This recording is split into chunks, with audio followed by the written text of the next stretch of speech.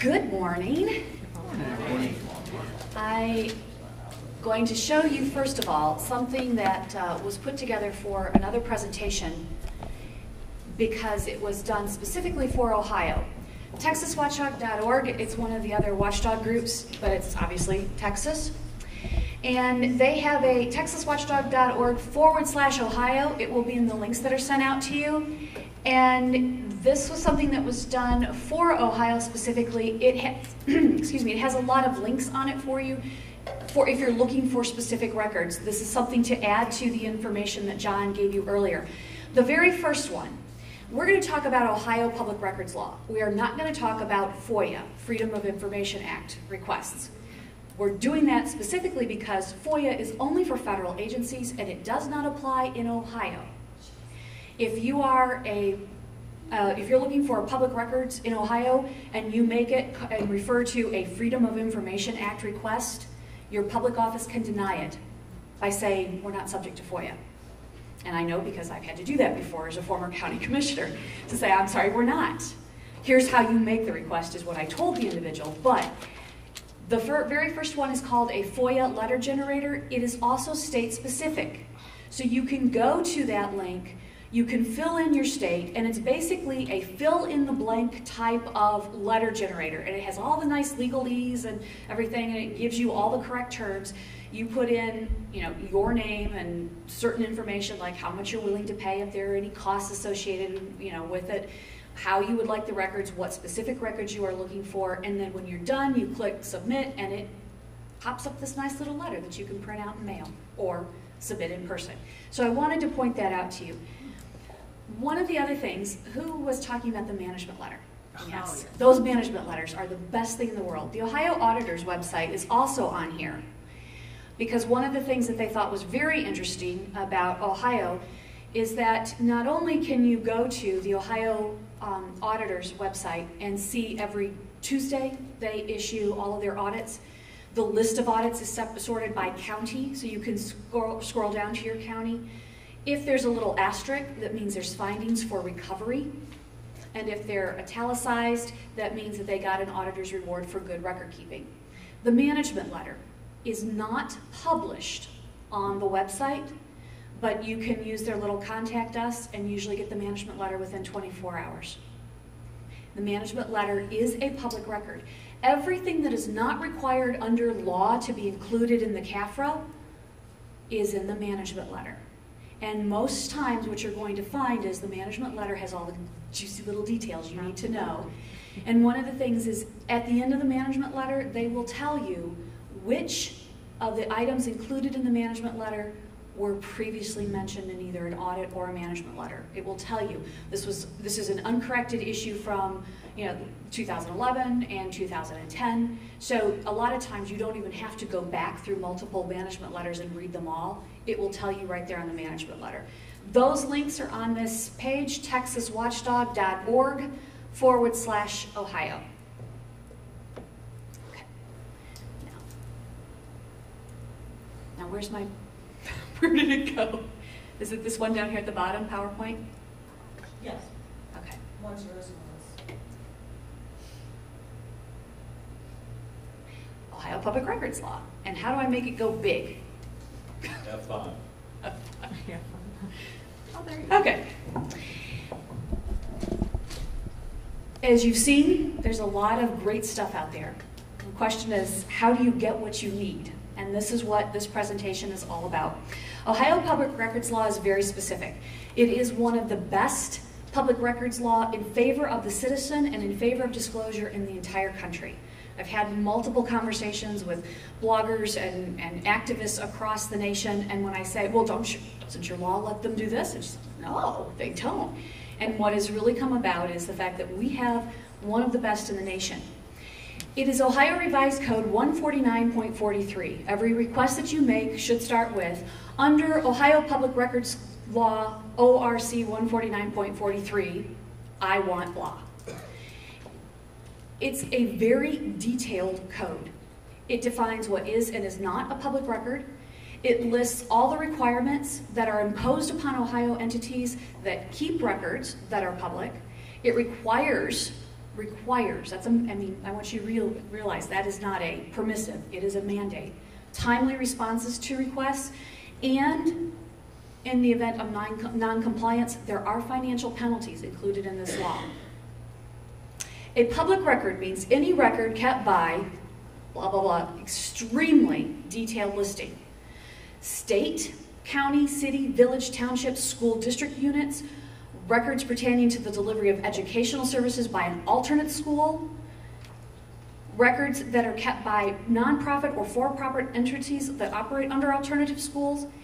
Most times, if an entity receives public money, the records on how that public money is administered within that entity, even if it is a non-public entity, is a public record.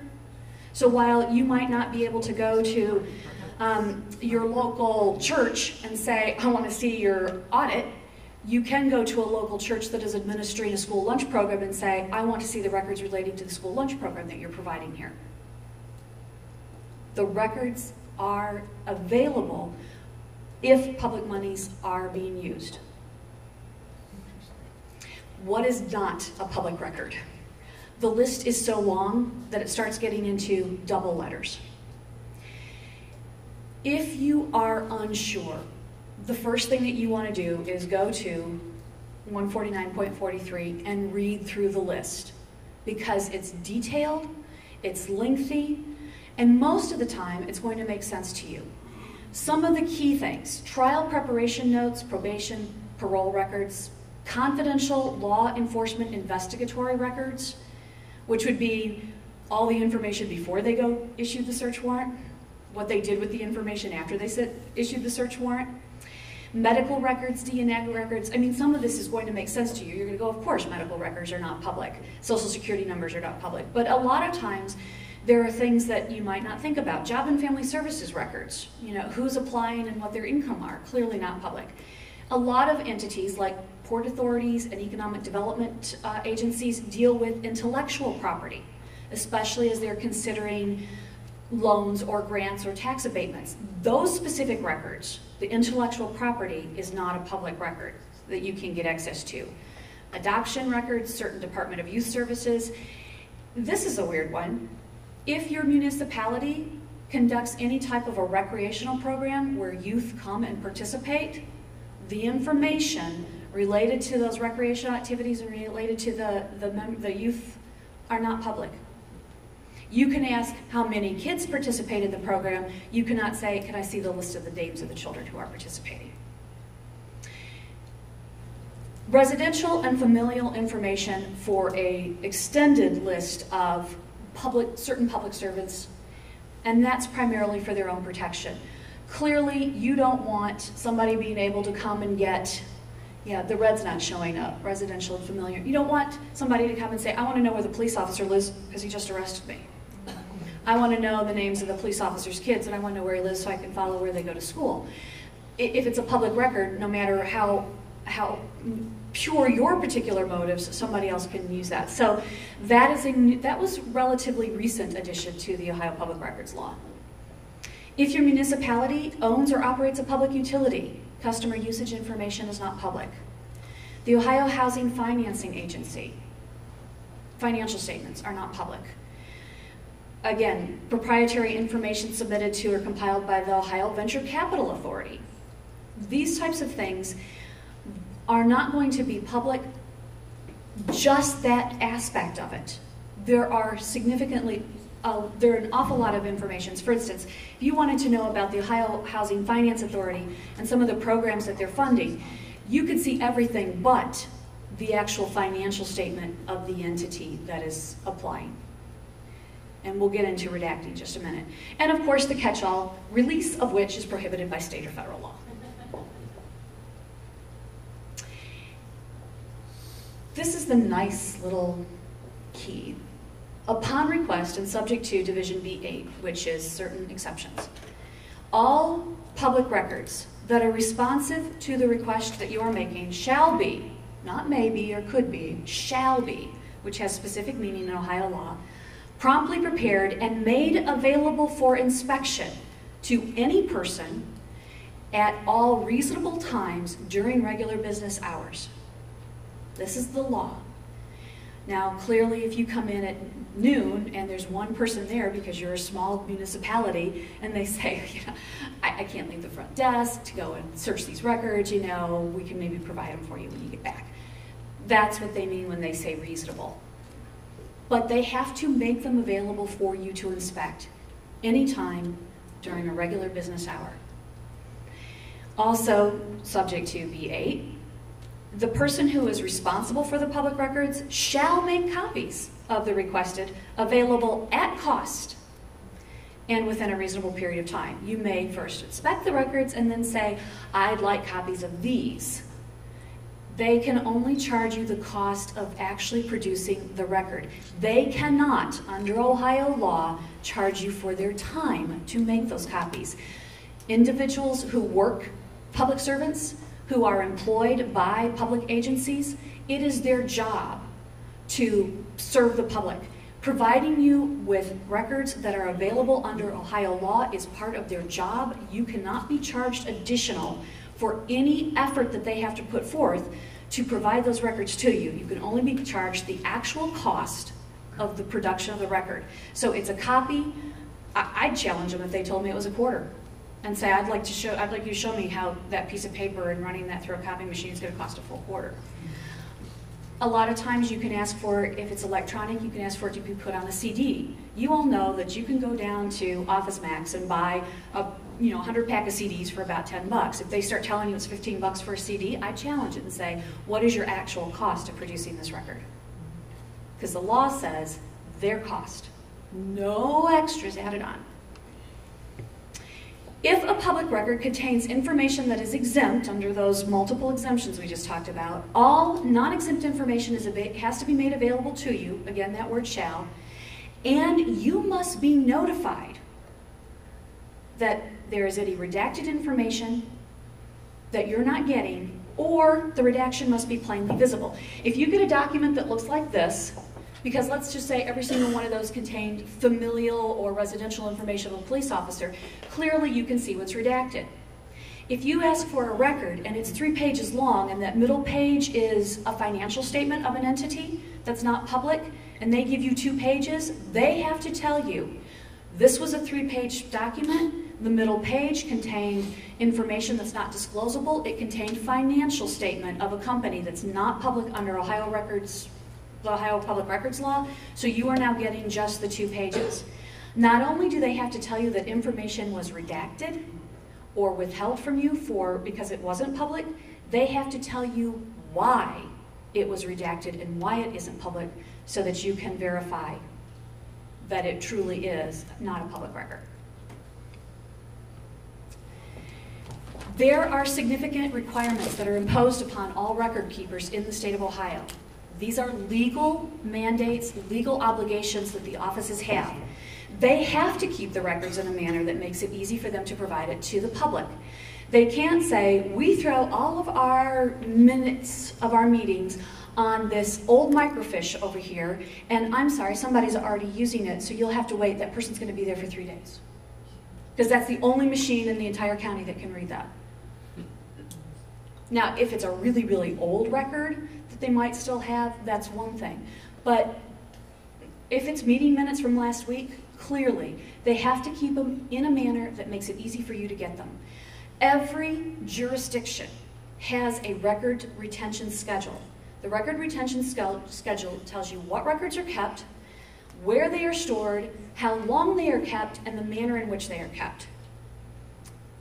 Public entities can destroy certain records after a period of time. The records retention schedule will tell you what's available and how far back it goes. That is a requirement. Now, counties, for instance, might have a county-wide retention schedule. Sometimes counties will join with the municipalities and it will be a standard schedule across every municipality within a county jurisdiction. Sometimes jurisdictions will have individual ones. So always check with your local entity. And it's easy. They should be able to just, attach it to an email and send it to you. All public offices must have a public records policy. As you know, most policies are voted on by your jurisdiction. It is a mandate that they have a policy. Not only do they have to have a policy, but every policy must be on a poster in a conspicuous place in all locations where public office has a branch. So if you have 3 different departments for your municipality, and because of size, they're in 3 different buildings, every building has to have the public records policy on a poster. It tells you, here's how you request the information, here's who you request it of, this is what is required, this is how we handle your public records requests, these are the charges that we will charge you for any copies or any type of data that you might select. If it is not posted, they are in violation of the law. Details that you need to know. Requests can be denied if they are too broad or unclear. If you walk in and say, I want to see all emails, they're probably going to say, could you maybe make it a little bit more specific? Be reasonable in your requests. Try and make it as inclusive as possible. It doesn't mean that you can't ask for a lot of information, just that you need to be specific about the information you're requesting. They can, under Ohio Revised Code, require the request to be in writing and sent to a specific individual. This is kind of one of those things. If you are going to make somebody responsible for handling out public records, they can require you to send that request for information to that person so that person can make sure that the law is followed. Again, they can ask you to put it in writing. Now, under Ohio Revised Code, that doesn't say whether it doesn't have to be a form that they supply to you. Writing could be an email request, okay?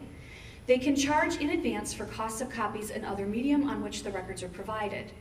They can say, all right, you are requesting X. That is going to be 5 cents a copy, and it's going to be 300 copies. Please send us a check for this amount made out to such and such an entity, and upon receipt, we will provide the documents to you.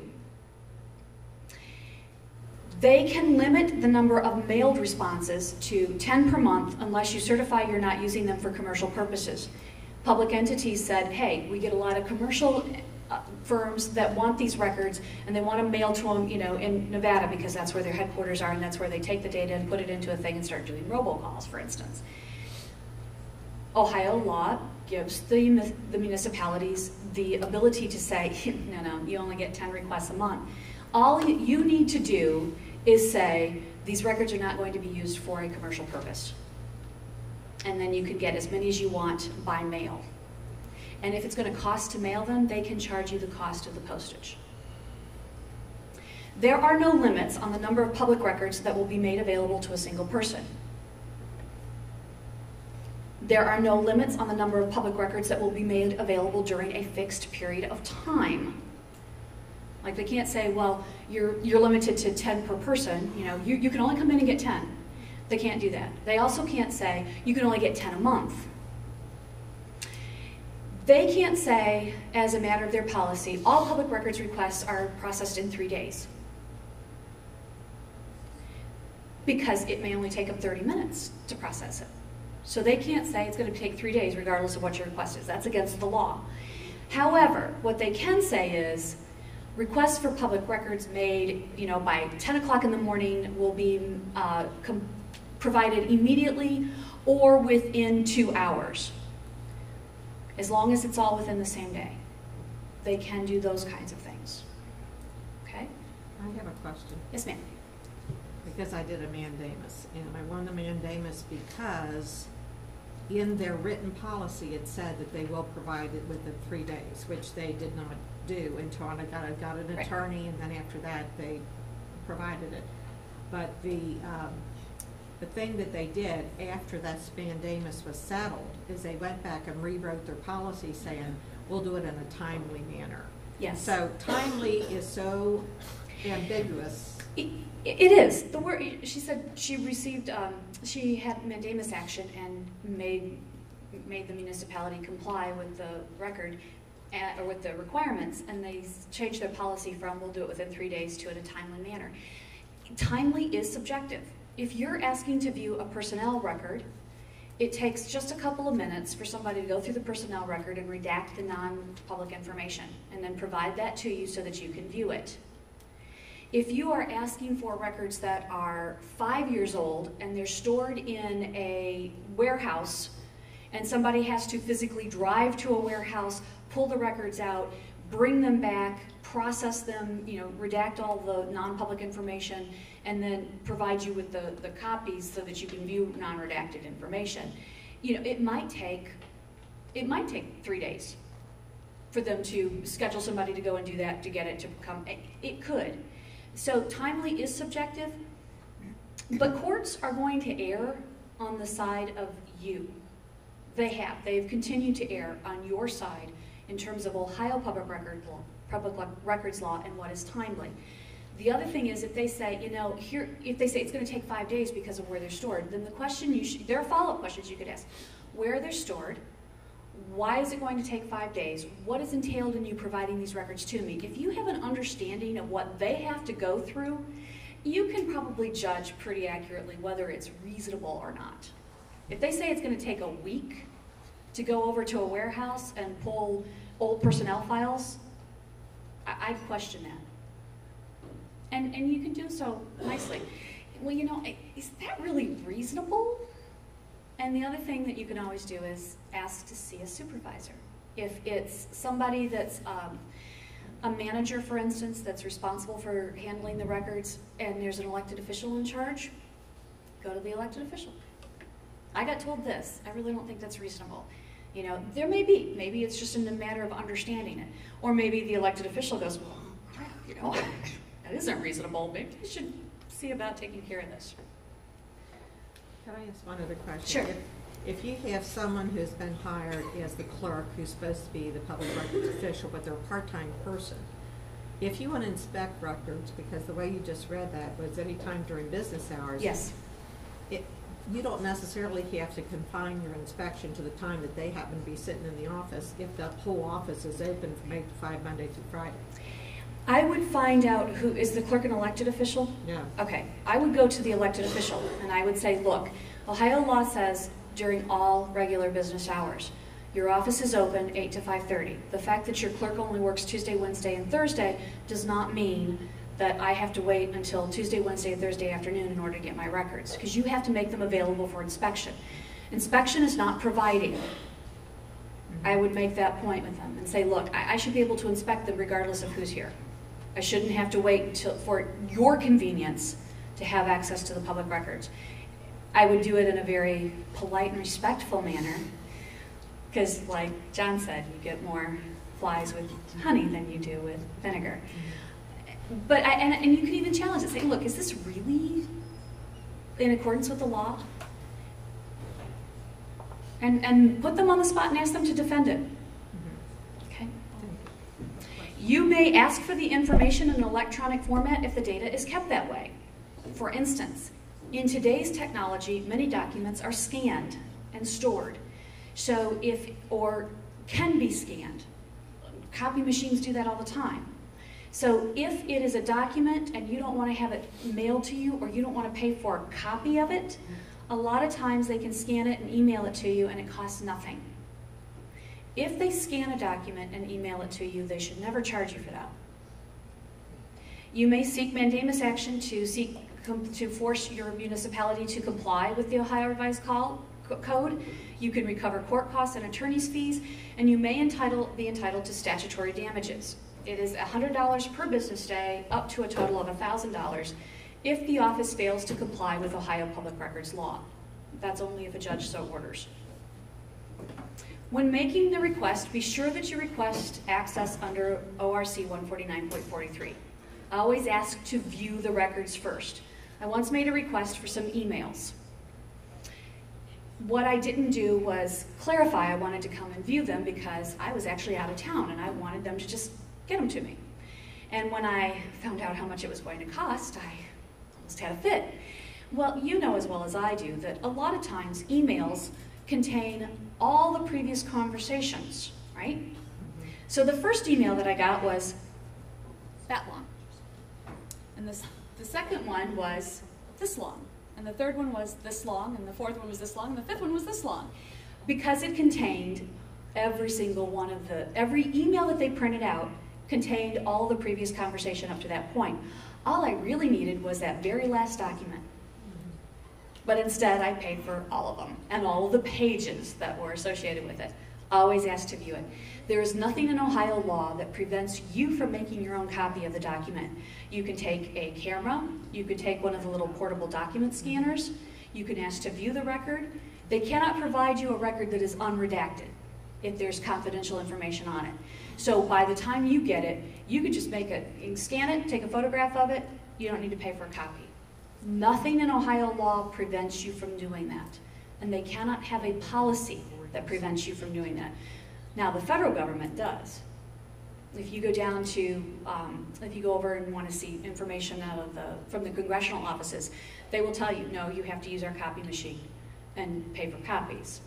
But there's nothing in Ohio law that says you can't use your own. Always keep a record of your request, whether it's notes about your phone conversations, copies of your emails, copies of your written requests. Include the name of the person who helped you, the date and the time, and if they quote you costs, make sure you write that down, because sometimes when you get in, they'll say something different. Always ask how long it will take for your request to be met.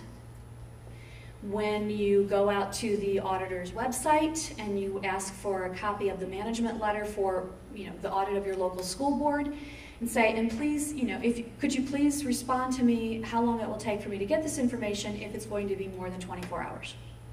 And they'll tell you. They need to tell you.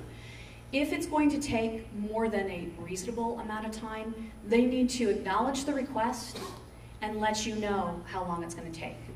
I always ask ahead of time. Yes, ma'am. Well, what I have been getting, I've been the political activist from hell, but anyhow, what they're doing here lately is that I'll get this acknowledgement, got your request, and then they just totally don't do anything with it.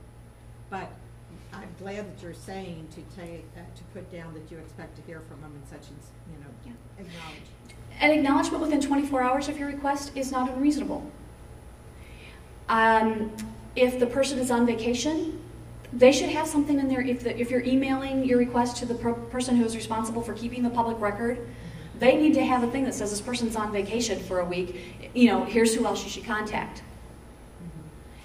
I tried to get some information from our county, and I'm a former county commissioner. I know what's available. I know how quickly it takes to get it, and it was 10 days, 10 regular days, not 10 business days. And I hadn't heard back. So I sent a second request. Hey, I haven't heard back from you all. This stuff is readily available. Just, scan it and email it to me. 3 more days. I called my largest opponent that I ever had to face politically, and I said, you know me, I'm not going to complain unless it's really ridiculous. I can't get this public record. And he's like, he's a Democrat, Republican. It's a public record. You should have it. There's no reason for you to have waited, 13 calendar days for this. I'll take care of it. I had it before the end of the day. Public officials, we're going to get to something here about this. Public officials are required to participate in training on the Ohio Public Records Law and the Open Meetings Act. Once a year, they have to participate in the training. By the way, the listing of those is on the Attorney General's website, and you may attend those as well. It doesn't cost you anything. Can I point out something? They can also designate someone to go on their behalf. I'm going to get to that, okay. Yeah. So you may go to these same meetings. There's no excuse. Part of this is that gives them no excuse for not being in compliance with both the Open Meetings Act and Public Records Law. When you go, you may actually see who is there. Is your elected official there, or did they designate somebody to go in their stead?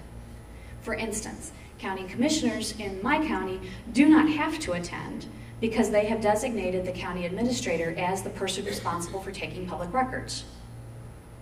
So the county administrator has to be there, but the county commissioners do not. But you will know if you go. Always ask for the information to be sent electronically or picked up rather than mailed. You don't want to have to wait for the mail. If you can pick it up, you can do so. And if it can be sent electronically, obviously that's best. Be as specific and as inclusive as possible. If you are unsure how the records are kept, ask. Most of these offices want to comply because they're not only the financial penalties, but the PR, negative PR from not complying is pretty significant. So they want to help you. So if you're not sure, ask. If the policy poster isn't present, photograph the office and ask if there is one. If none exists, document who, when, and details of the conversation. They're now in violation of the law. It makes a great post, or it makes a great thing to go to the elected official the next public meeting and say, you by law have to do this, why don't you? The most important detail, you are not required, that's in red by the way, you are not required to give your name or any other identifying information or explain why you want the information as part of your request. An office may ask you for that information, but before they do, before you give it to them, they must inform you that the information is not required before they ask for it. So if you go in and they say, look, you're not required to give us your name, but do you want to give me your name and telephone number so I can call you when these are ready? Well, clearly you're going to give them your name and your telephone number so they can call you when they're ready. But they cannot ask you why you want the data. It's irrelevant. Ohio law and the courts look at this and say, it doesn't matter why you want it, it's a public record, you have access to it, you have the ability to get copies of it, you have the ability to see it, it does not matter why you want it. Did you have a question? Okay. Local resident? No. Mm-mm. You do not have to be a local resident. They can't ask you who you are, so how would they know? By the way, I did have that happen once. We had somebody call and they said, I'm looking for this information. Can you provide it to me? I said, yes, I can. It's going to take me probably about 3 hours to do that. Would you like me to call you when it's ready? Yes. I said, would you give me your phone number? Well, you're not allowed to ask me that. You're right. But do you want me to call you when it's ready? Well, but you can't ask me for that. I said, how about this? Would you like to call back in 3 hours to see if it's ready? And that's the way I solved that problem. But I mean, to me, I was sitting here thinking, anyway. So be reasonable about these kinds of things. The Ohio Yellow Book. It's technically called the 2012 Sunshine Laws Manual. This link is going to be provided to you. It's ohioattorneygeneral.gov/yellow book. It's not a phone book. It has all of the details about what I've just talked about, as well as all of the open meeting provisions and requirements that are in effect under the law. It also contains the footnotes with all the references to the court cases that have decided some of the things that are included. A copy of the book or a CD of the information is available upon request to the Attorney General's office. You can either call them or send them the contact me. I think there's actually on the page of the Yellow Book, there's even a place for you to request it. It's free. You can also view the Yellow Book online, or you can download it onto your computer. There are a couple of things that you mentioned earlier. So like when they asked you why you wanted the records, or you told them it was for your court case, Yeah, I had it in. it didn't matter. It doesn't matter. They cannot deny you the record simply because you're a party to a court case. The record is public, they have to give it to you. So that letter from the police chief is... Unless it's a confidential investigatory record. And here's the thing, if somebody else can get it and you can't, then it's not a confidential investigatory record. The response had to be the same to both people. Somebody had mentioned about an audit review meeting. An audit review meeting where the auditors come in and go over the audit is public. They cannot tell you you cannot participate in that. That is public under Ohio law. And there was another one about personal emails. Ohio law, like I said, it's really good in terms of your ability to get access to information that influences a decision that a public official makes. A public official in Ohio, and there are some court cases on this, a public official in Ohio cannot avoid disclosure under public records law by having information sent to their private address. Okay? Yeah. This is a big one. Now, the question becomes, how do you then get access to something that they're claiming is a private email account?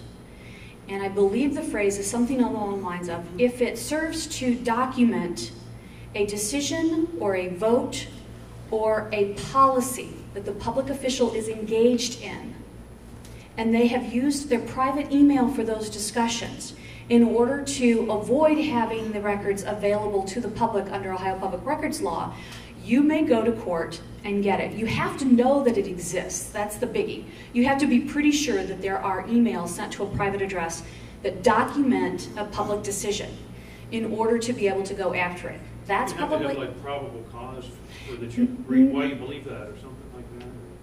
Well, why don't you can do it this? Here's a way I would look at this. If somebody has said in a public meeting, well, we've had some discussions on this, and you look at their calendar, public calendar of an elected official is a public record, or you look at their meeting schedule, or you look and you request the emails, all of their emails that deal with this, and there's absolutely nothing. Then the question is, how did you have the discussion? Was your discussion in person?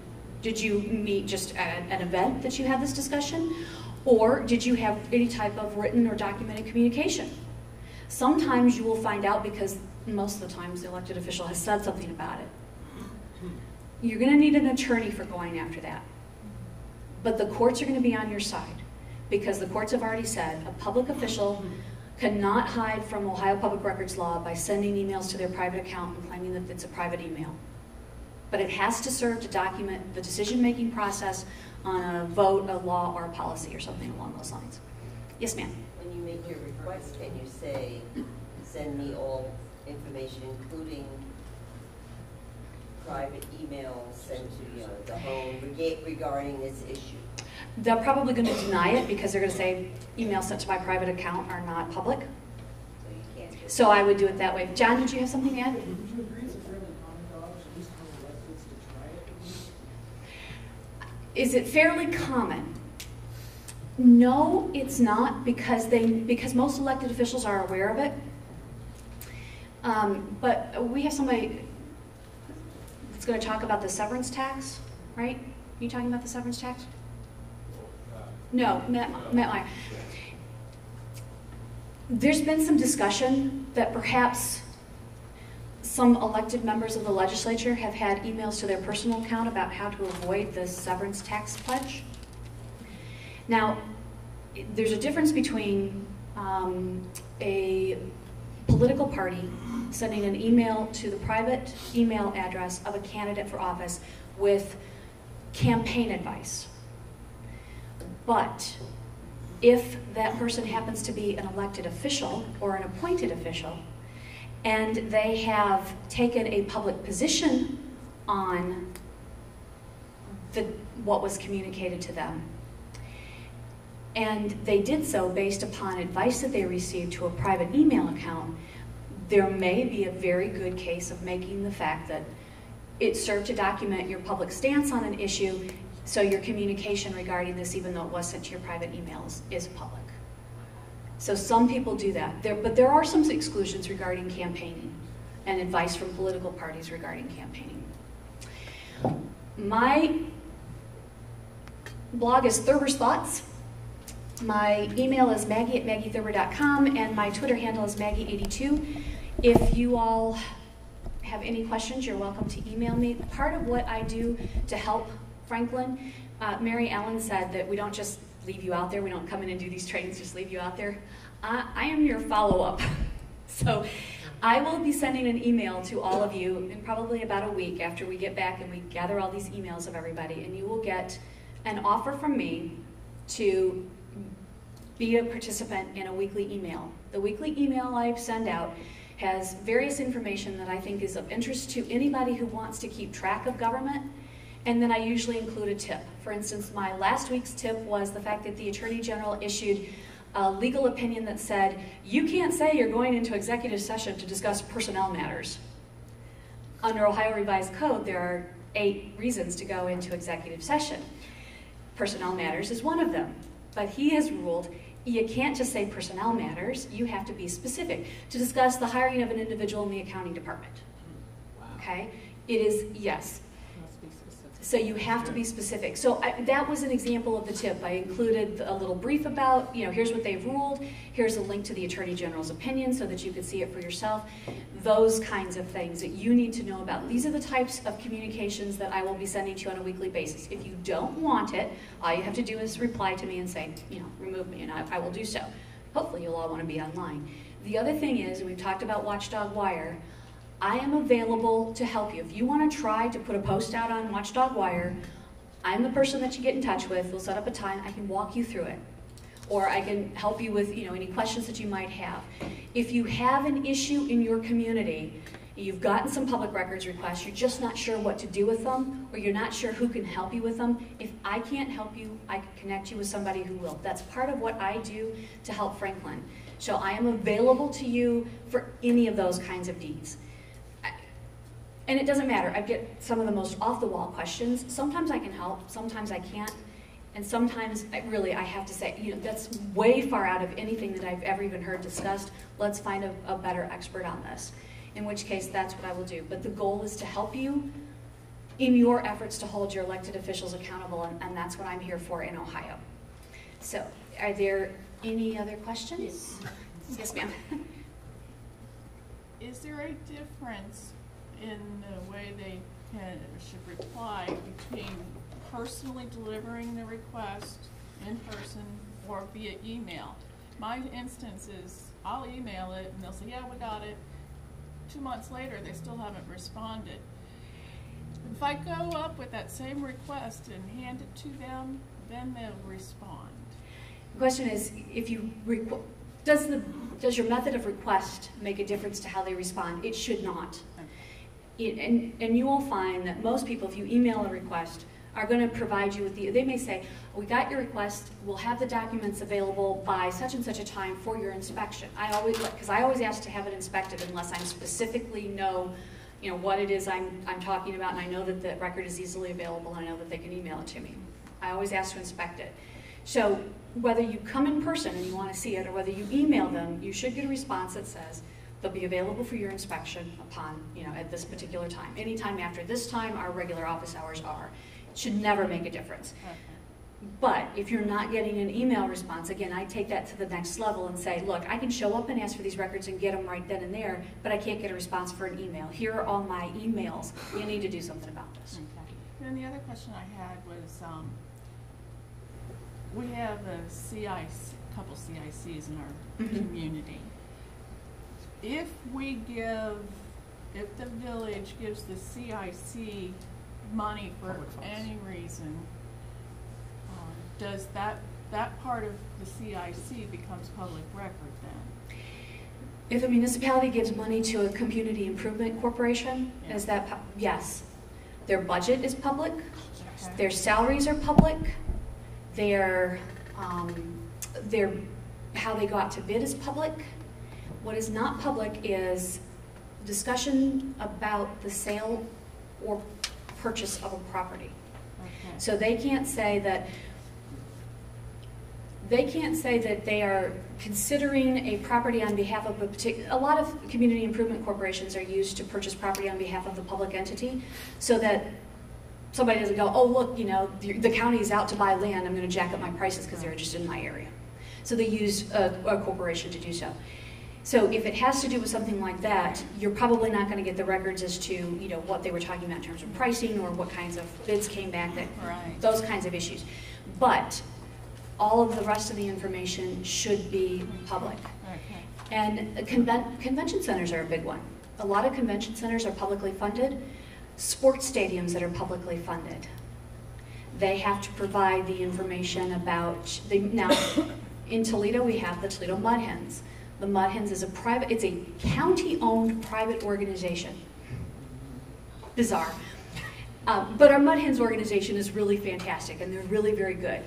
They do not have to provide salary information for what they pay their administrators, but they do because they get public funding and they are publicly owned. When they built the stadium, they don't have to give us, it's not a public record, details about some of their internal operations within the board, but the way that they use those funds, the funds that they generate to help pay down the debt the principal and interest on the stadium itself and the construction, that would be a public record. So sometimes, not always, and these organizations, like I said, they're not always, it's not always clear, but most of them are going to know what is and isn't a public record. And if they tell you it's not, Yeah. I would ask for where under Ohio Revised Code is this exclusion. Yeah, they've done that. They say that they're not a declared agency of the village. But, It doesn't but yet matter. they gave them money to, as advance to do Research. research On the and purchase. titling and stuff. Okay, if the But money they is in never it, got repaid. The village never got repaid from the CIC. did the CIC actually Nope. make the sale of the It fell through. property? They probably wouldn't, and that might not be public. Okay, there was one more question, then we'll, I just wanted to ask, is it still to where if you hand deliver a public records request, that is kind of sets the level for if you want to do a mandamus, if they don't, it has to be No. hand delivered? It's no, not. you do not, there are no requirements on how you must submit your public records request in order to seek mandamus action in Ohio. Okay? I am going to be here through lunch, and then of course you have my email, and the links will all be sent out, plus you'll get an email from me afterwards. So if you have any questions or any issues, just let me know. Thank you.